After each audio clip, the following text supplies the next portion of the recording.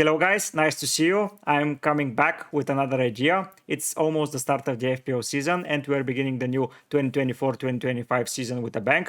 We've prepared several drafts throughout the summer, but at the end we're going to only have one. Today I decided to do an interesting challenge with one of my FPL friends called Kanji. Kanji, can you introduce yourself? Hello, how's it going, guys? Hopefully you're having a great day out there.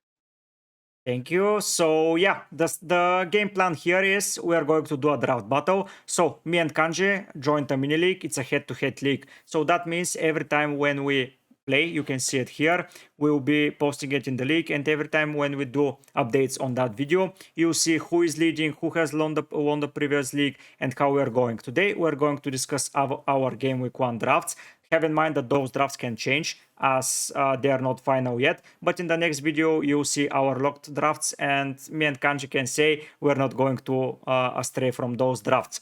Now, seeing what type of managers we are and what we do, first let's see my rank history. I started playing seriously in 21-22, as before that I made a draft, and after game week 3 I used all of my chips and I was gone. Game week Yeah, you probably you triple captain game week 1 or what? yeah, triple captain, then wildcard in game week 2 when I was overall 5 million, and then after the wildcard I was around 7 million, and I was like, okay, no point of playing. And as you can see, I even finished in the top 330k when I was not playing. After that, when I started taking it seriously, I moved to top 75k, almost top 45k, and last season I went to a pretty bad rank, but it was a pretty hard season for me. Why you finished like almost 500k last year? Yeah, because I started with a pretty template draft. I started with everyone that is in the template, meaning Martinelli, Bruno Fernandes, and Rashford. And those three players were costing a lot of money. And when I didn't have more budget to update the team, I needed to sell them, but they had good fixtures going forward, so I decided to keep them, and I kept them for so long that it was a disaster. Oh man, Bruno and Rashford were terrible at the beginning of last season. Yeah, exactly. And Martinelli as well. He stopped playing at some point even.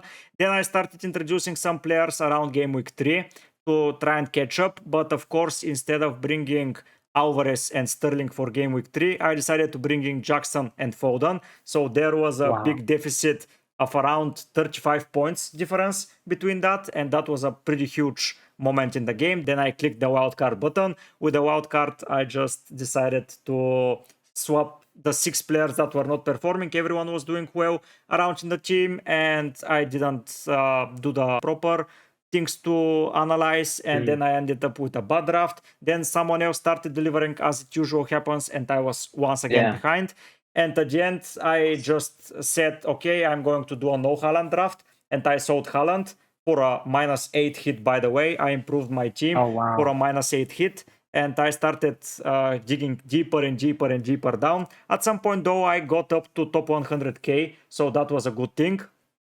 But after that, I didn't manage to use my chips properly. I used the free hit in the blank game week. I got around 28 points with that free hit team overall, while my regular team, if I left it there, I had 4 people playing, and those 4 people generated 26 points or something like that, because I had Leno in goal, and Leno decided to do a madness and be the first goalkeeper not to concede against Spurs, and he was like on a 10 or 11 points, and I didn't have a player earning more than 7. I had only 1 return that game week, and after that I didn't bring in several of the important players, and I ended up the season pretty badly. But yeah, no worries. Yeah, game week 29 is a horror show for everyone. Yeah, not only that, and then my transfers were wrong. Like around game week 27, I was top 100 and top 130 and 40, and I was like, okay, now with chips I can kill it. I didn't. I just killed myself with my rank, and at the end I just finished top 500k, which was pretty poor from me. And I'm willing to do better now, and I'm hoping I can do better. What about you, Kanji? What can you say about your FPL journey so far? Yeah, like whenever you have like a bad season, you're always like motivated to have a revenge season, right? So it's very similar for me as well. So I've kind of been finishing around the top 100k the last 4 years in particular. That's kind of where I've been taking things more seriously. So planning out my chips as well as planning out my transfers, and just trying to be more logical with my decision making process and improving the way that I make decisions. So I think things have gotten better, but I think the game itself has just become more difficult. There's more content to be consumed. I think Yeah, the general player base is just more informed. So I think in order to improve, you kind of just have to be more critical and improve your own process. I yeah, think my biggest issue last year was that I avoided Arsenal defense for the entire season. Sometimes when you're playing FPL and you find yourself like going against something, you dig yourself a deeper hole instead of just trying to solve the problem and swallowing your pride. So that's kind of what happened, right? I avoided Arsenal defense for the entire season and yeah, they actually killed me because yeah. Arsenal defense is insane. So 18, that's 18 what clean killed me sheets, last year. 18 clean sheets and Yeah. several And I was goals. over there like picking up like a Stupinian and going Yeah, for players like yeah, yeah, yeah. But yeah, I'm excited to like my goal for the season is try to get into the top 100K, and I'm sure yours is going to be similar based on Yeah, your rank yeah, history. exactly. So Mine hopefully, first of all, it's top 100K. If anything better comes, it's good. But let's start with top 100K and see where that exactly, yeah. hits So us. inshallah, there's enough room in the top 100K for both of us, right? Yeah, yeah. Let's hope. Let's hope at least two spaces. So the how the series is going to work. Me and Kanji are going to present to you our drafts, and we're going to go why we pick those players. You're seeing two different point of views from two Liverpool fans. So yeah, I met Kanji in Twitter space where he had a discussion. Then I went to his YouTube channel. I liked how he thinks, and I thought to myself, why don't make something together with him and give it to you guys. So I hope you enjoy it. I hope you're having a lot of fun. I'm going to leave, of course, Kanji's all handles down in the description. Go give him a follow. Go watch his Thank you. YouTube videos. He's doing pretty well in the community himself, and his Twitter discussions are pretty nice. I learned a lot there. So let's hope you can get something from there. So now we're going to proceed and showcase our drafts. Before we jump there immediately, we decided for now that the loser has to donate money for charity. So now we will go Nice. through Kanji's team and he's going to explain how it's going. So Kanji, lead us through your team and why All you right. Okay. went with 3-5-2 formation. Okay. Okay. Let me first of all tell you that my draft is going to be different than I think most content creators in general. I think most people look at Holland as like essential, but I don't. Like I think when I'm looking at captaincy over the first 6 weeks, I think Liverpool's fixtures are top of the ticker. So I'm very comfortable just having Mo and captaining him consistently there.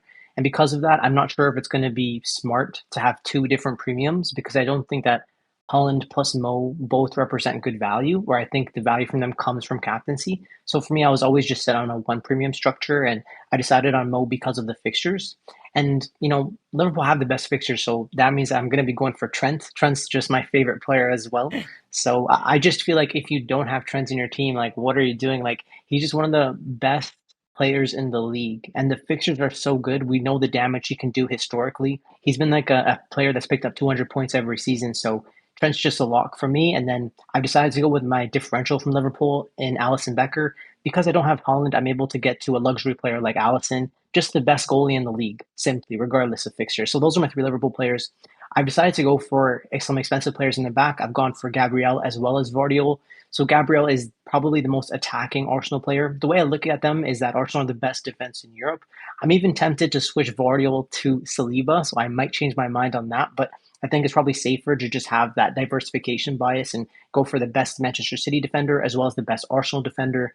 And you got to keep in mind, even though Arsenal's fixtures are more difficult, I do feel like they are fixture proof as a team. And Gabriel always has the aerial threat from set pieces. So that's why I've gone for Gabriel. Vardio is just the best defender on the best team. That's kind of why I've gone for him. But I could change my mind. We'll see. Going on to my midfield, I've got Bukayo Saka, who I honestly feel is probably underpriced. And the fact that Palmer was priced at 10.5, I just felt like I'm going to be avoiding him because I'd rather go for Saka for point 0.5 less. Even though the fixtures are more difficult, I'm trying my best to save my wild card for the longer term. So that's why I'm going for Saka so I can save some transfers because I know most people will go there by the time we get to the game week 6 where most people are pulling their early wild cards. I'm looking at Bruno Fernandes as my differential, where I think he was just so overlooked last season because we had the likes of Foden, Saka, Son, Palmer, all Yeah. underpriced, where I think we overlooked Bruno last year. So I'm just really willing to take the risk and go for him, like 90-minute men on the penalties from Man United. Even though they were very poor last year, I just feel like they can't be that poor again. They've brought some good transfers in the transfer market, so I'm hoping they do improve. And hopefully, if they buy a CDM, we won't see Bruno playing as deep as he was last season. But either way, I just still think he's an incredible FPL pick. And Smith Rowe, I think, is just underpriced in general. Because the transfer was made after FPL opened, they priced him as if he was an Arsenal player, like a backup player. I feel like if he was priced as a Fulham player, he'd be at 6 or 6.5. So for me, I just think Smith Rowe is underpriced personally, and I feel the same way with Eze, where he's just underpriced. And with Eze, he's just 90-minute man on the penalties. With Elise going, maybe that decreases the creativity of the squad, but that just guarantees him to be 90-minute man, and he's going to be 100% on the penalties now instead of having to deal with Elise. So happy to go with Eze, and then I've gone with Isak, no brainer Yeah. pick, and then João Pedro and Armstrong are going to be rotating for me in my striker position. Both of them are 5.5, 90-minute men on the penalties. So my squad is very well balanced, and I think that's what you'll notice is I have some money on the bench. I even have Leif Davis on the bench, who I think is one of the most disrespected FPL assets Yeah. in the community. I don't see anyone talking about him. I think he had 20 attacking returns in the championship, and he had better underlying data than Alfie Doughty last year. And Doughty had 12 assists, which is more than most 4.5 options. So I just think that you can rely on Leif Davis to at least give you 10, and then some clean sheets would be a blessing or a bonus. Yeah, so Yeah. I think some clean sheets would just be a bonus along the way. So that's the way I'm thinking of Davis is that whenever one of my defenders is benched, at least I'd be getting some sort of like potential attacking threat off the bench with Leif Davis. That's kind of what my team looks like overall in terms of the 15 players in my squad. Yeah, okay. I have several questions, if you don't mind asking them. Of course. So, what do you think about the Liverpool defensive performance for the start of the season? Are you not afraid that one goal can just because Alisson, let's make it real, he's not making more than 7 points per game. Whatever happens, unless there is a penalty, Alisson is not taking. Maybe Liverpool concede 3 shots and he makes the 3 saves. Like let's say in a imaginary situation, because I feel like they are going to face 1 or 2 shots now with the new manager. But what if he concedes? Are you not afraid that the team is not gel enough in order to be relying on 2 people from Liverpool in defense? I get Trent. The reason you see in my draft I didn't go with him is because I'm a little bit afraid of the clean sheet. Like I see defenders for clean sheets mostly, and then attacking returns. But that's my point of view from 1 point onwards. Before that is let's take cheap and hidden options that are going to get maybe some attacking returns, because for me the bread and butter for defenders is clean sheets. Like the attacking thing is a bonus. We got so spoiled last 4 or 5 seasons where Trent, Robertson, White, Gabriel, Gvardio, Poro, and different type of defenders are getting so many points, and because they are just giving enormous numbers. But when I thought about it, I've seen Arsenal last season. They started preparing better for defensive wise for games after game week 5, after game week 6. Before that, it was a little bit clunky in defense. The clean sheets they got only 1 and it was questionable. Like the game should have ended 1-1 in my opinion. Against Palace it was, if I'm not mistaken. And the next clean sheet was against City at home, which they don't have currently. So they're not too heavily home fixturized while they face Villa, Spurs, and City. Maybe United, not United, Liverpool, you add to that equation, and those are the worst team to face away from home, while they face 3 of them in the first 5. And I get the Arsenal attacking numbers, but Gabriel scored only 2 goals last season. It's not like he's scoring 10 goals and you're saying, okay, I'm playing in 5 games, let's divide it by 3, let's say, and he will get at least 2 goals now in the first 5. You're getting at least, if you are lucky, you're getting a goal, in my opinion, because friendlies are not the same as the real thing, and teams in the Prem used to defend well, especially teams like Spurs. They now have tall members, City have tall members, Wolves are a little bit hesitant, so I see a return there.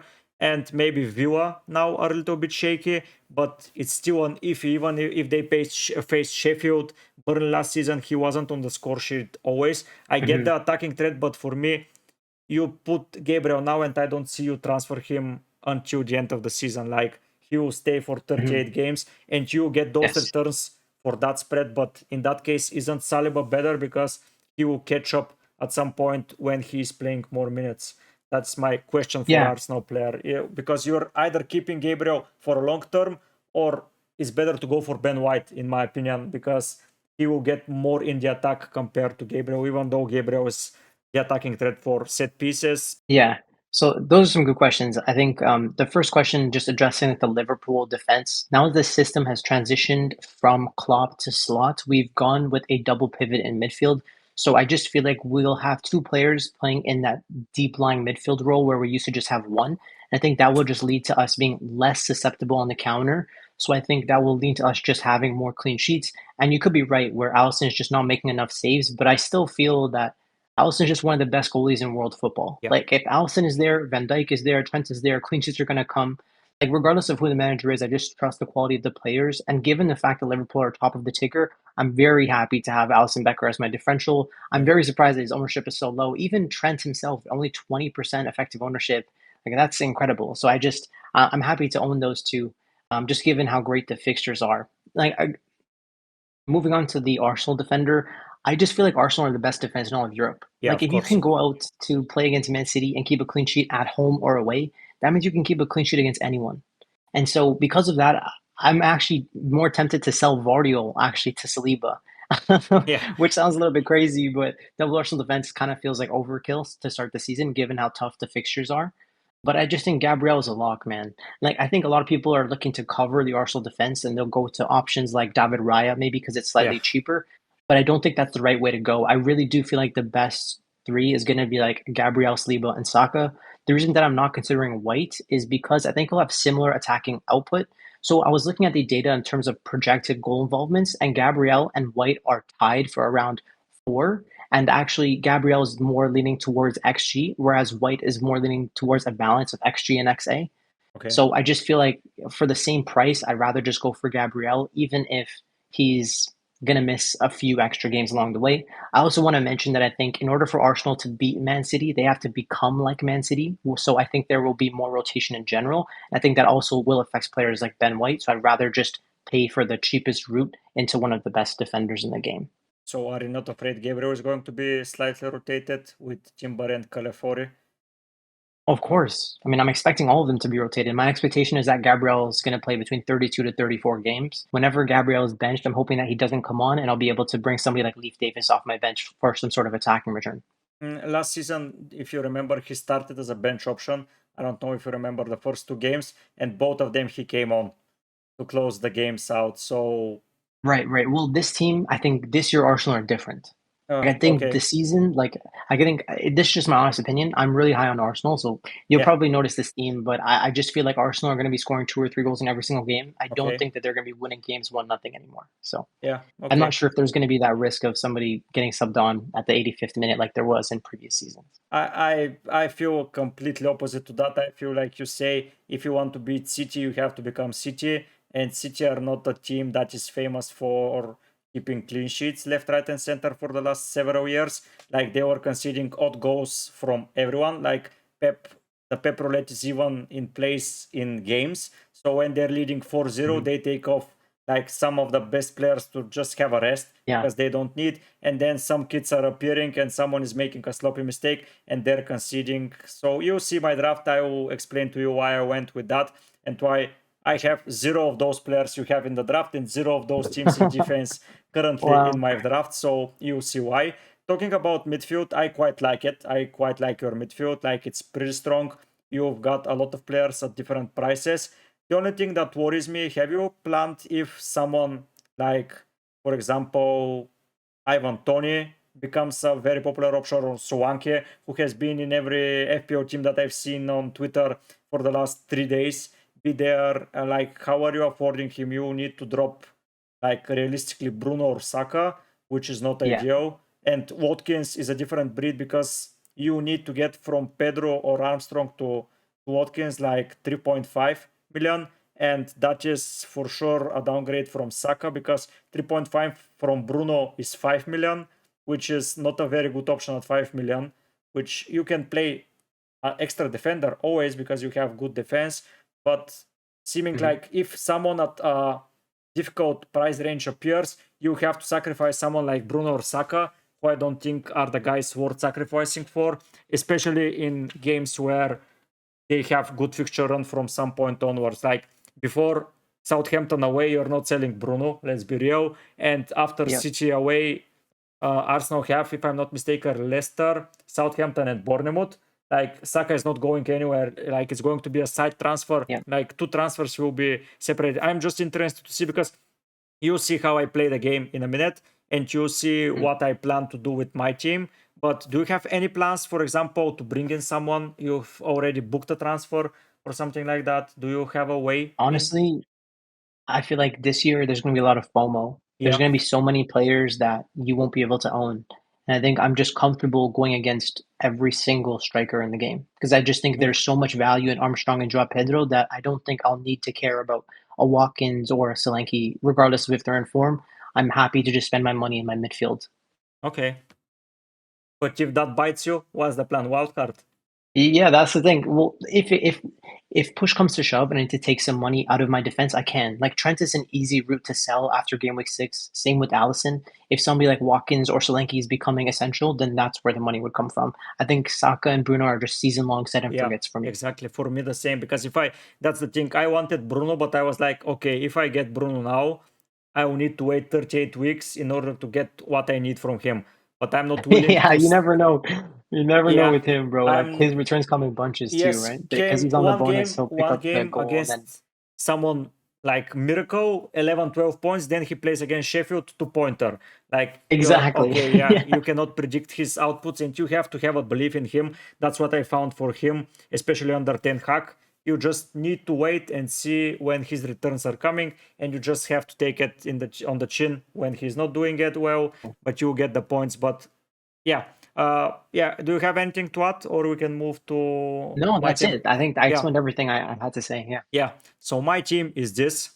It's looking similar to yours, but realistically, we have Eze, Salah, Smith-Rowe, and Isaac. So we have 4 players in common. My strategy to begin the season is to start with Henderson and go. He, for me, is the safest 4.5 option. Then I'm going with a pretty cheap defense. I'm going with a 5.5 maximum and 3 4.5 options and 1 Barco option being 4.0.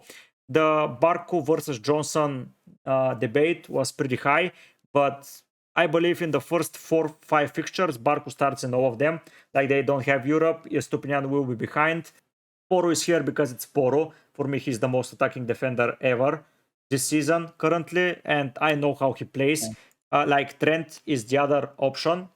Between him and Trent, it was the debate, but I need to see how SWAT plays in the Premier League because friendlies is a one thing, and when it gets to the real thing, going to a unfriendly ground like Ipswich is not going to be a big stadium where he can expand his play and where he can do his business. It's going to be a small stadium. Yeah, those spaces that are going to be there are going to be tight. Maybe Trent is not going to run. Yeah, he can do an overlap ball, but they're defending with 5 people. Ipswich, maybe something happens. While Poro, I know how Ange plays. I know he goes all or nothing in attack, and they're going to attack. The other defender, Aina, honestly, I don't like him so much as an option, but I like those fixtures.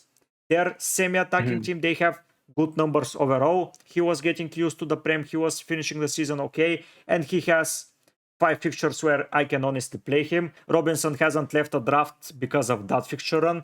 For me, Mm, Ipswich and Leicester are the 2 worst teams currently in the Prem, and whoever has fixtures mm. against them, for me, is a good player to bring. Same with Pau Torres. Like he has Leicester, Everton, and Ipswich. For me, the worst 3 sides to pick an attacking player from currently, like a proper attacker. And for me, Mhm. the clean sheets are at the highest possible chance there. And I spoke with a Villa fan on X, and he said that Pau Torres and Konsa are going to be their starting partnership in defense. And Konsa's numbers were good last season, but they were coming from a right back compared to Pau Torres, who scored 2 goals and is going under the radar. The other players, Eze, Salah, they haven't left any of my draft. Like they have been Mhm. there Same. and they are not moving. Moving to him as my captain option. Game week 2 and 3, for me, he's the best captain, and I have a rule that I tend to follow. Get the best possible captain for each week without anything to say. Even if he's expensive like hell, even if for those 2-3 weeks, get him, be safe with it and go with it because he's the best captain option for a reason. Smith Rowe, you explained it brilliantly. He's underpriced with Leicester and Ipswich. I don't think I will go away from him for those 2 games. Like he's there. My second Liverpool player is Jota. I'm keeping him. Mm. My secret is I'm keeping him for 2 weeks. No matter what happens, I will change him either for Bailey, Okay, Rogers, or Watkins. Up front, I got you. Isaac, I don't think you need an explanation. And the last guy here is Havertz. I was aiming for Saka like you did. and my plan was to go for Saka and Wood, but this would mean Smith Rowe down to Rodgers, which is not a price point that I would like to hold. Like 5 million is a price point that you need to make a transfer in order to get someone. My plan, of course, is to go game week 3 and do one of the things of bringing Watkins and then getting someone here that fits the price range from Jota. I don't care who. Or directly keep the Havertz pick and just say, let's go with Bailey. What about you? Do you have any questions? Yes. Okay. So the first one I want to mention is that there was a guy named Fpl Gw1 who got transferred to Brighton. This is just breaking news a couple hours ago. So he's going to be a Turkish left back, but he can also play right back. So there's not going to be any certainty on Barco getting any starts by the time we get to game week 4 or game week 5. But because he's 4.0, like I guess you're probably just willing to take the risk, right? So Yeah. I understand why you're going for Barco. Porro is the player that's going to be the second highest in terms of projected goal involvements for defenders over the course of the season. So I think you're targeting a really good player at 5.5. I think he's still going to be a value pick, even if you can't rotate him for some of the bad fixtures. I look at Aina, and I think Nottingham Forest were the 5th best team in terms of expected goals conceded, so I understand why you're going there. They also tried to solve their defensive issues with bringing in a center back as well as a new goalie. Yeah. So let's see how if the transfer signings helped them improve defensively. So I even like that, and I know that Henderson was the 6th best defense in terms of expected goals conceded last year, and I think they were 4th after Glasner came in. So I understand why you're going for those like cheaper options. I don't mind that at all. I guess like the key question is going to be like, why go for Salah plus Holland? Because when I'm looking at your team, I think if you were just set on one of them, for example, let's say you were locked on Holland, you could do Salah and Jota to Saka and Son. And I just think that is just a better combination over the longer term, right? Yeah, I'm going because if I don't start with Haaland, I cannot afford him any way possible without destroying my team and without breaking anything. Like, Haaland is there because if Salah doesn't start delivering, he's not going to be the best captain option in game week 2. Like, realistically, it's a worst case scenario overall, him not delivering. But for me, having the 2 captain options that are good is I'm even more willing to start without Salah, without no Haaland, because I can start with Son or Saka or Palmer, and that's a 2 million movement, 2.5 in the worst case scenario to Salah. But from Watkins to Haaland is 6 million, and I need to get 6 million from somewhere, and 6 million from midfield, that is Palmer to a 4.5. If he was 12.5, I might not have started with him. That sounds strange, but at 12.5, I was more willing to not start him compared to 15 million, because those 15 million for me are like a price range where I'm saying, man, if there was Kane, if there was a 11-12 million striker that's somewhere else, yeah, but 9 million to 15, I cannot get to that without completely destroying my team. Like, of course, like Holland and Salah, there's always fear if you go with that one of them. And I think having both gives you the best captaincy route over the first 5 weeks. So I get why you're going with this structure. I just think I wanted to throw this idea out there. Like, what if Holland just isn't good value at 15.0? Because like what we've noticed with Holland is that in his debut season, he had underlying expected goals of 29. And last year, he also had underlying expected goals of 29. But in his first season, he scored what? I think he had 36 goals. Yeah. And last season, he had 27. Yeah. So I think it really just comes down to like if his conversion rate is there or not, right? So if his conversion rate is low, then you could just avoid him. And then you'd be better off not paying 15.0 for someone like him. Yes. So I'm just like wondering like what if Holland doesn't convert? Like what is your plan? I'm assuming that he will. Like he's just so good, but what if, right? He's just gone. I'm willing to sell him for anyone. Like I can even get João Pedro from Brighton, and I have 9.5 million to improve my team. I'm willing to do that, but it's better to have. I'm just trying to see if you're open-minded. Yeah, I'm open-minded. I understand. It's easier to start like. Yeah. It's easier to start at Holland and go down rather than the other way around. So I understand. That's my thought process, because every season Guardiola starts with something new. He always surprises for the beginning of the season. Like pre-season, they were losing games, they were playing like that. Then Community Shield is coming. They are barely winning a game, going to penalties, extra time, blah, blah, blah. Game week 1 starts, and he's just with a brilliant tactic. The first game, Haaland scores 2 goals, and we're like, okay. You mentioned earlier that Jota's just in there for a 2-week punt. I think that's really smart. I think the fixtures there are great. With Havertz as well, like I've noticed that Arsenal are in the transfer market to sign Mikel Merino. Yeah, What happened last season is that Havertz would potentially play in midfield for the last 30 minutes of the game if they brought in another striker, for example, like Jesus. yeah, I'm just not sure if he's going to be playing like 90 minutes like he was last season, right? So exactly. Yes. if he isn't going to be playing 90 minutes, like how would you use the transfers or the money in his position? If I don't bring Watkins in game week 3 for him, it's a direct transfer to Suwanke or to Tony or to someone at 7.5 or even a 6.6 million striker, whoever it is, I can downgrade easily. I don't like booking a wild card, to say the least. Like, Okay. yeah, that is the thing I avoid to do. Like, my strategy is to go with an open mind, and when your team needs it the most, activate it. Like, if you don't have a captain option, you have injuries, you have rotation, that's when you have to use, for me, your first wild card, because you're setting your team for month and a half, and then you're saying, okay, in game week 3 I'll change it completely. Why the hell are you changing after game week 3 completely your team? Like, you spent month and a half doing and building a team, and then you don't give it time. You brought these players from some reason. Like, you expect them to do Mm, well.